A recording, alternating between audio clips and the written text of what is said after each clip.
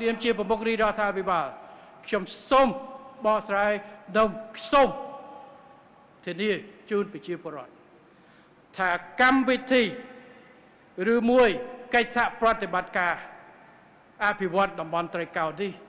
គឺនឹងមិនធ្វើឲ្យបាត់បង់ទឹកដីឬអធិបតេយ្យភាពជាតិរបស់យើងនោះទេនេះគឺជាការធានាថាបានអីយកមកធានាបានអីយកមកធានាគឺអនាគតរបស់ខ្ញុំអនាគតរបស់កូនចៅទួតចៅលួតរបស់ខ្ញុំទៅរៀននៅក្រៅប្រទេសរាប់ឆ្នាំម្ដាយឪពុកខ្ញុំហាមដាច់ខាតមិនឲ្យយកសញ្ជាតិបរទេសទៅតែមកស្រុកខ្មែរគ្មានផែនការវិច្ចប្រវិច្ចនាំកូននាំចៅទៅក្រៅប្រទេសទេអញ្ចឹងកូនខ្ញុំចៅខ្ញុំ